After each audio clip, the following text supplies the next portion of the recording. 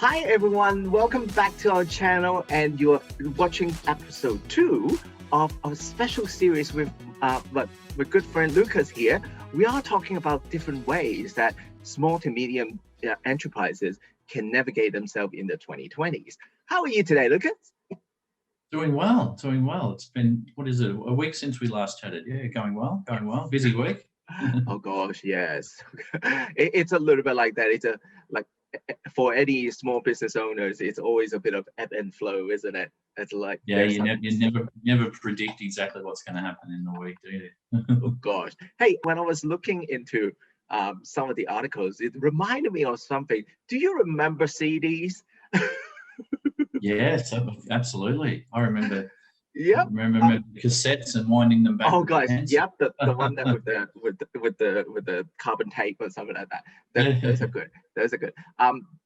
Anyway, the reason I raised that is because we in the early 2000s, there are pop musicians that would put kind of like a special coding CDs to prevent people from copying. Now that's the beginning of the music industry transforming into digital, which is what is going on now. I guess that applying that technology is kind of part of product design. I hope I'm looking at it. Yeah, correct. Yeah, I guess if you're thinking about product design, people talk too much about their features, don't they? Really, it's talking about the speed and accuracy in which you can solve the customer problem. So it gets back to getting the job done faster or better. Music industry is a great example, isn't it? The way that product design has to change to suit the need. And CDs came along, but they're still solving that problem of, can people listen to music remotely and be comfortable while doing so?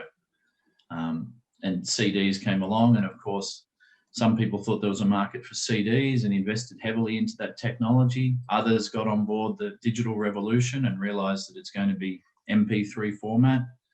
Mainly the larger companies that were smart enough to invest in the MP3 format, they got the benefits from it. The others who stuck with the old technology and didn't see the change, dinosaurs. Well, look, I mean, the thing is with those particular CDs, like not only CD, but the ones that I was talking about before, you need to play it on the computer. You have to open its own app for it to launch its own app on the disk for it. Technically, it's smart, it's functioning, but then the problem is it's not making it faster. It's actually making it slower, and the quality is pretty much the same. So if I'm being brutally honest, it actually pushed me into going digital and have a little MP3 player. Yeah, music industry is an interesting one, isn't it? Because none of those technologies, when we think back, they don't seem to have a long product life cycle, even though maybe CDs are 10, 15 years. The company that comes to mind when I think about being able to ride the wave of incremental improvements to their technologies is Intel. Intel really has had a technology that's core to a computer processor, and they've been able to increase the speed and accuracy, whether annually or biannually, for, I don't know, how many years would Intel have been riding success for? That's a rare company that can just make incremental improvements to their product and product design and maintain market share or increase. The rest of us, we need to adjust and realize that nothing's certain. Look, I mean, we're not all music producer with like pop artists following us and something like that. We're just small businesses, for crying out loud. But I guess one of the key things that is have we established like the understanding of how a feature delivered what, like you mentioned before, speed and accuracy.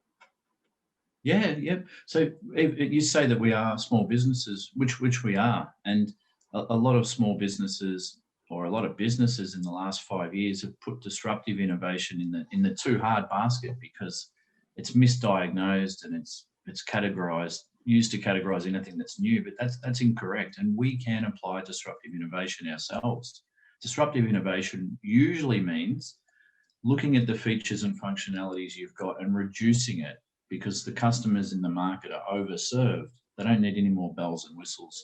So by reducing the product design, cutting off the features and functionalities, you can hopefully get a cheaper solution that may not get the job done as well as the large established players because it doesn't have all the features and Resources, functionality. But yeah. for those of us that are overserved, we're not looking for all the additional bells and whistles. The days of lining up product features and making your decision on what you're going to purchase compared to the competitors offering, I'm not sure if any of us actually do that.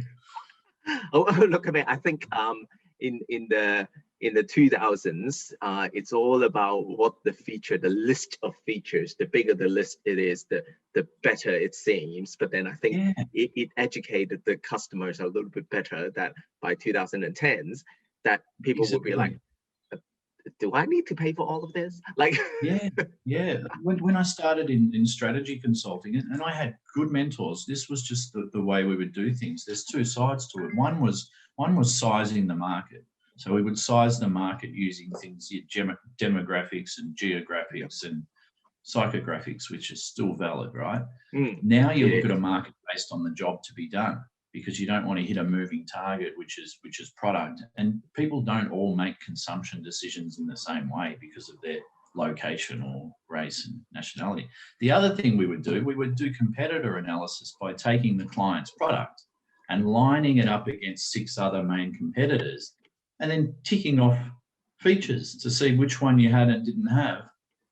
And then often your advice to the client would be, well, this client doesn't have these features and functionalities, so there's your blue ocean. Let's go out and create a marketing campaign about it. So wrong.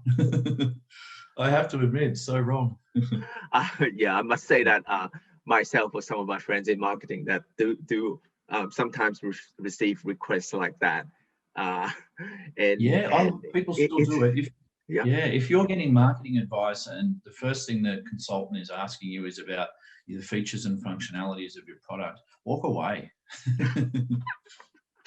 Well, I mean, it's a little bit like, I think for me that the most effective campaigns that I ran so far, like, I can't speak for myself for the entire life. I haven't lived it yet, but it's a little bit like, it's the one that with the why, like, why they're doing this, why they are here, and that connected to the product.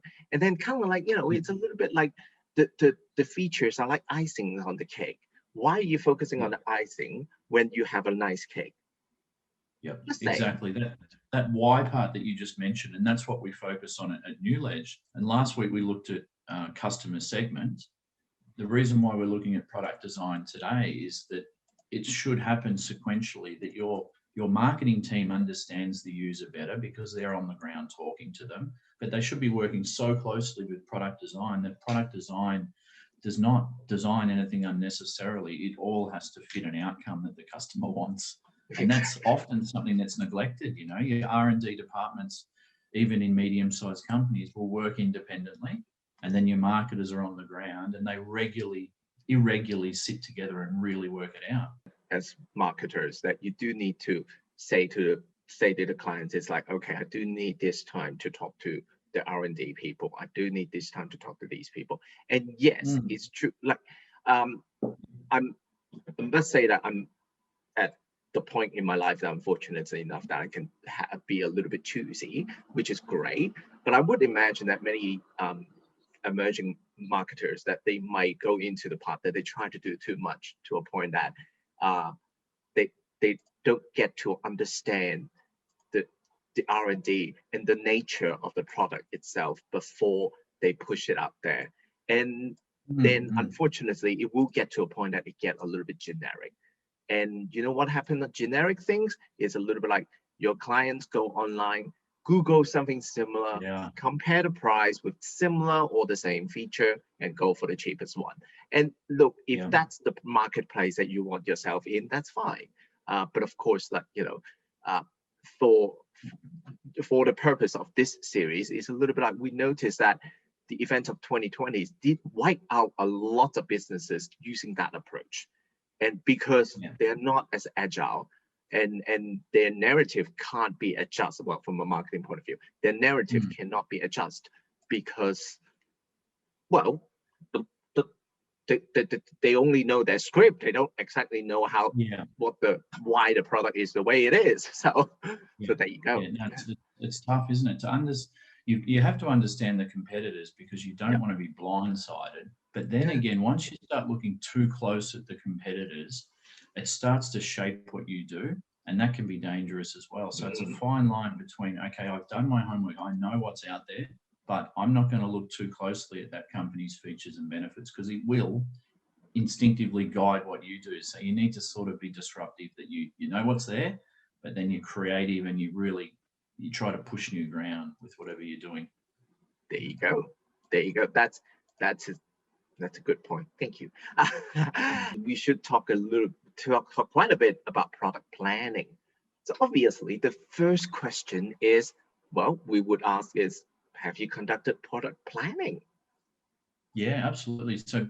So with all of these impactors we look at, there's an enhancing and there's a transforming effect. And if we have to enter into product planning, we're talking about transforming innovation. Most companies don't just have one product. They'll have a core product and then they'll build other offerings around it. But you always need to manage the portfolio of products. So even if you and I have some service offerings, some of them will be our cash cow, the one that we know is stable and we can use to sustain revenues, and put into other ideas and hope for something disruptive. So usually your product portfolio will have a couple of different offerings, and some of them will be more high risk, where you're trying to do something that's really novel. But in the end of the day, we as individuals and companies, we still need to pay the bills. So you can't go all in with disruptive innovation. You need your incrementally sustaining cash cows. Once you got your identity, you know what the opportunity is, the big question is, have you addressed it? What do you think, Lucas? If you want to sell existing products into existing markets, that's a market penetration strategy. So if you simply identify that that's what you're doing, you know that how can you sell more of your existing products to your current customer base? And that comes down to things like discounts and good promotions and how you advertise that offering. Alternatively, you might want to sell your existing products. Let's say we make barbecues in Victoria.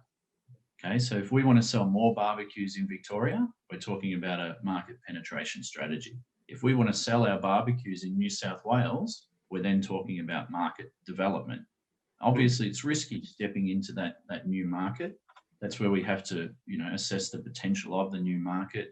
Obviously, make sure that our features and functionalities deliver a value proposition.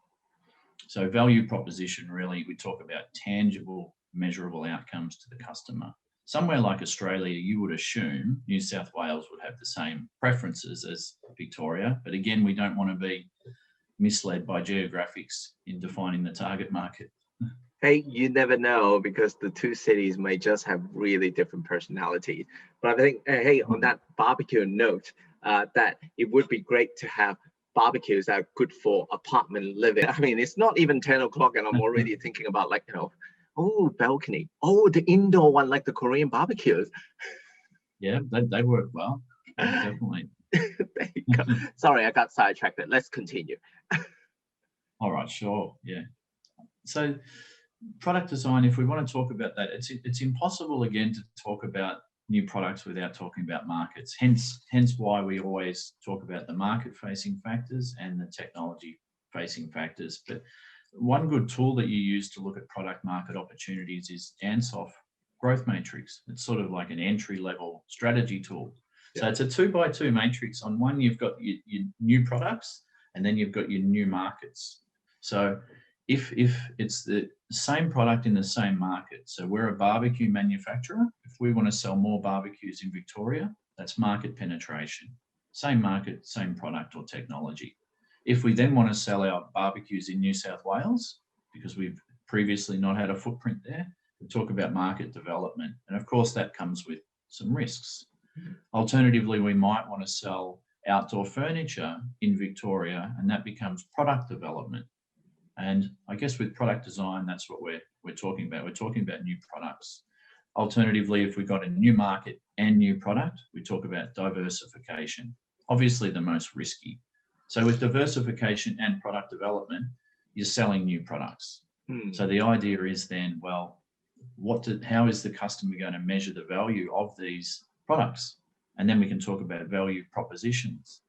And with value propositions, we talk about the measurable, tangible benefits that the customer receives from the product.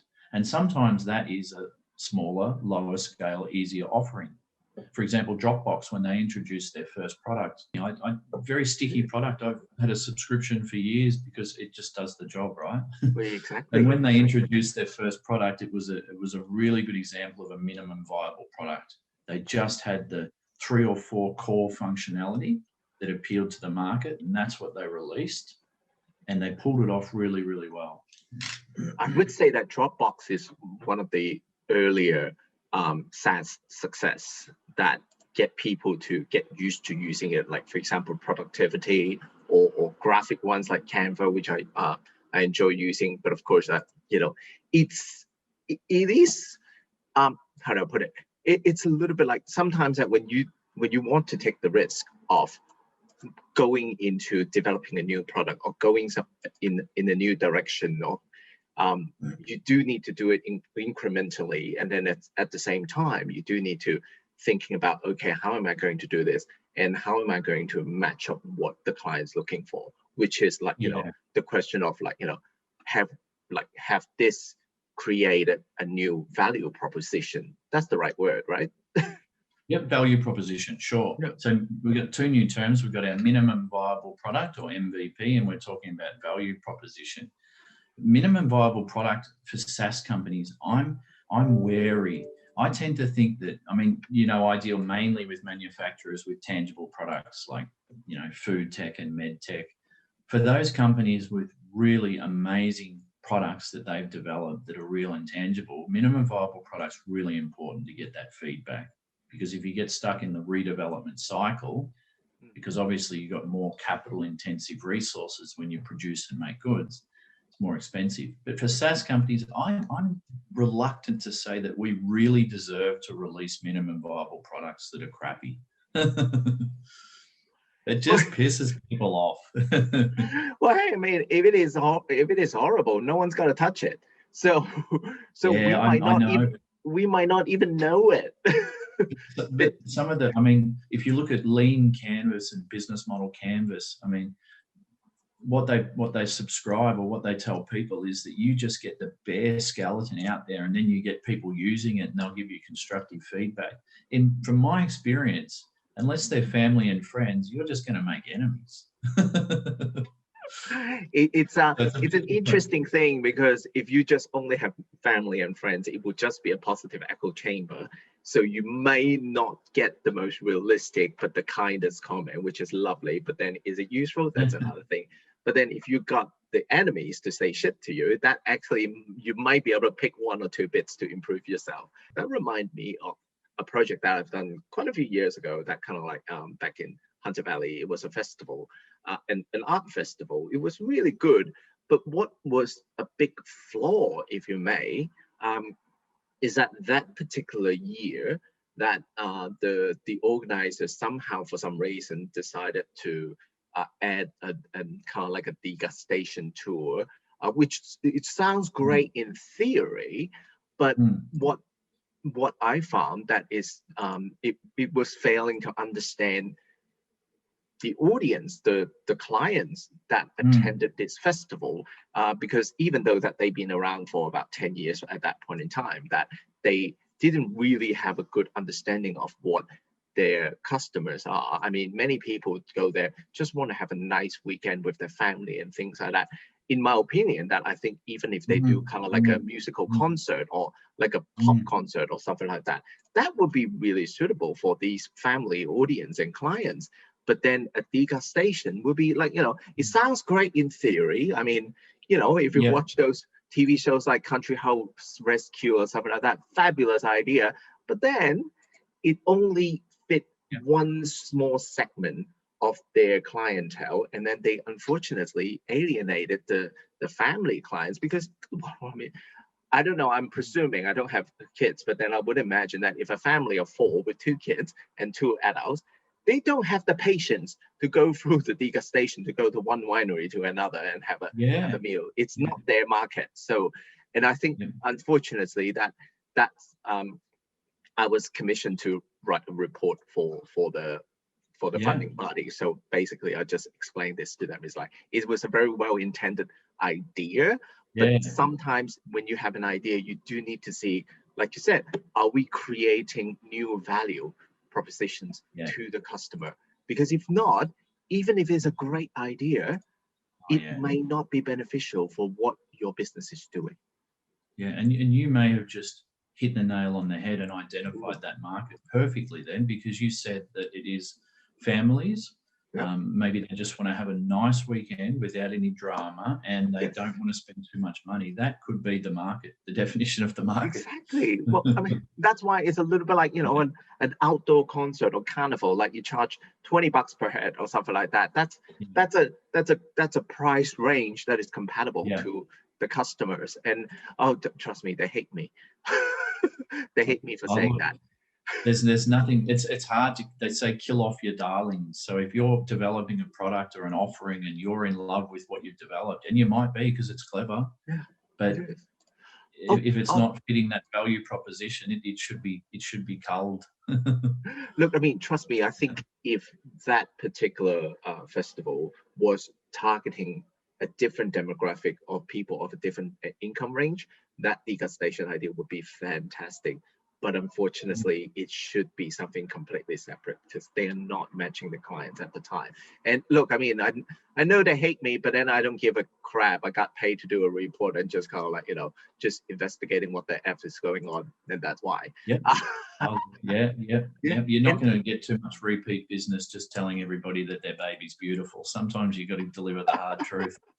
Well, hey, I mean, actually, that reminds me, it's a little bit like, because I think one of the exciting thing in the first 2 decades, maybe just the first decade of the 2000s, is that so many people are so excited to list their features, but then I think customers are growing smarter, information are more available to a point that it's a little bit like, do we need that much stuff? It's a little bit like, that's right.